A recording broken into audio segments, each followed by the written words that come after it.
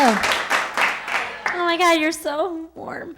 I was just in the bathroom. I just have to tell you this really fast. This girl came out and she's like, oh my God, it smells like pee in there. It smells like pee in there. And I was like, do we know each other?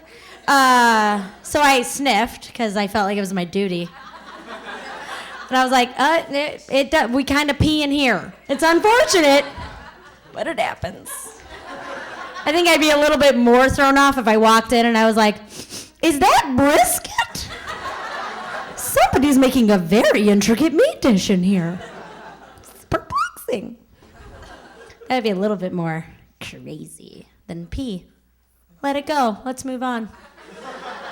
Let it go. I'm from Chicago. I just moved here about a year ago. And, yeah, that's right, woo. And I work with a lot of tall, thin, beautiful blonde girls. I wait tables. I know, it's crazy.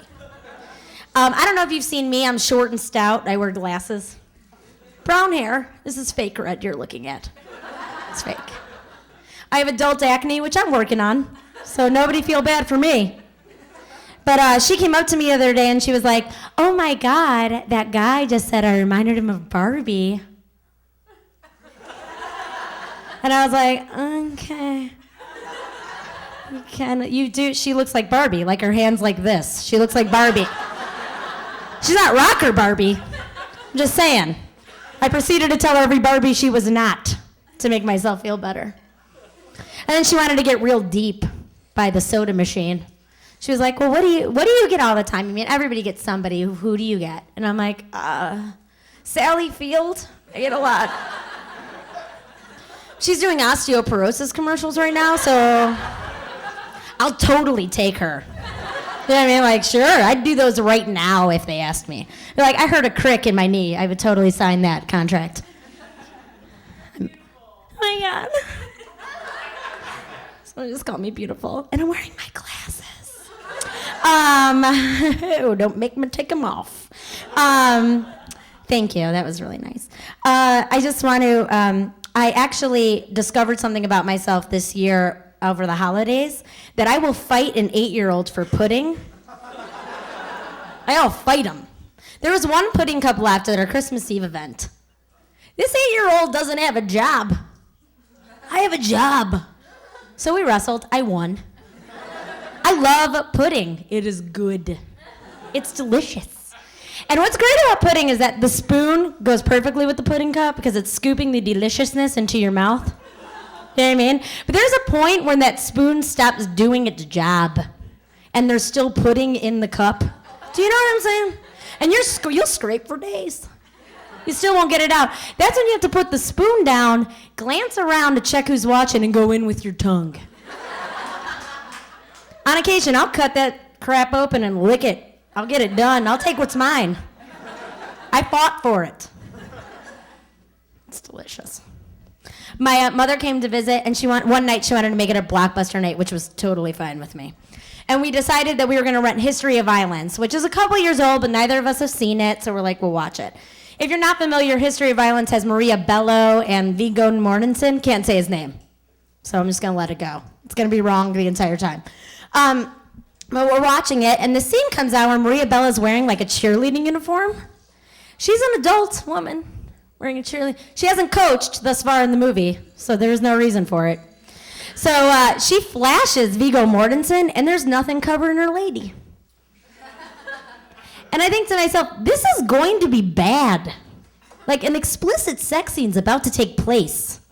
I just want to be clear, my mother and I have made a special effort to act as if sex doesn't exist. I don't even know if that chick has a do you know what I mean? Like, we don't talk about it. So, of course, Viggo Mortensen goes up to her, flips her into a 6'9". Right in front of me and my mom. Right on the thing there. So, at this point, I'm starting to sweat a little bit because it's getting really uncomfortable. We're not making eye contact. And neither of us are watching the movie at this point. And I'm thinking, should I go to the bathroom, or is it obvious I just want to get the hell out of here? And then she's like, this kettle corn is sweet. Like, we're making anything up to not make it awkward. So finally, the scene changes, and she's looking at me. And you know when someone looks at you and you know they're going to say something? And I'm like, don't say anything. Like, we just got through this.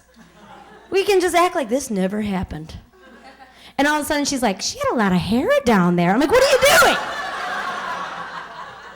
What are you doing? She's real tiny, my mom. What does she know about hair down there? Tiny. Like you mentioned, I was a personal assistant for a celebrity, which was kind of cool because you get to meet like some cool people. But like any good hired help, you make friends with the hired help. You know what I mean? You're like, hey, we're both getting paid to serve her. And so we went to a bar, and he got off the phone, and he was like, oh, Eva Longoria is going to come up and say hi. And I was like, what? He's like, yeah, she's in the restaurant. She's going to come up and say hi. Now, I just want to tell you that when I was driving here from Chicago, Eva Longoria wasn't on the list of the people to freak out about, although she seems very nice. Wasn't on my list. So why did I check my gloss, made sure my hair looked gorgeous, and is my stomach flat? Like I kept asking him. Like she needs to see me at my best. Eva Longoria, we're gonna be friends, so she needs to see me. So she comes up, and I date men. The only reason I tell you this is because she looked real soft. Do you know what I mean? Freshly exfoliated.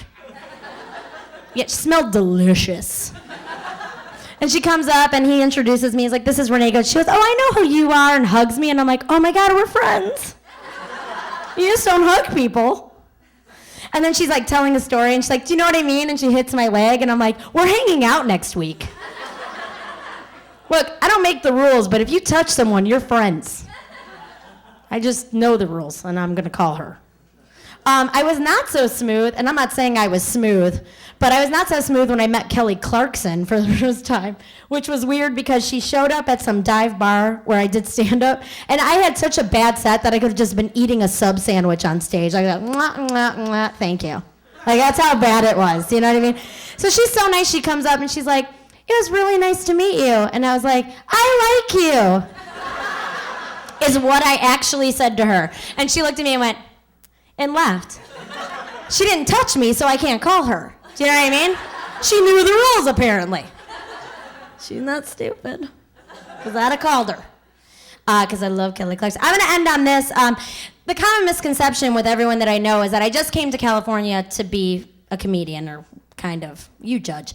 And really, I'm an accomplished backup singer. You're welcome. Okay? People stand in line. Are you okay? I'm going to show you, if that's okay. Do you want to see what I do? Because you're here. Okay, DJ, if you can just play this for me.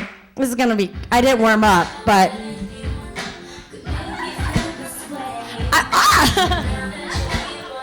Your drink? No. Leave! Now! Who? Why?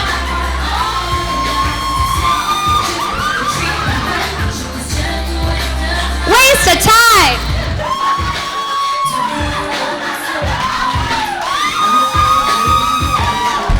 So you think you can dance? Yeah, I do. You can cut. I'm Renee Gauthier. Thank you so much.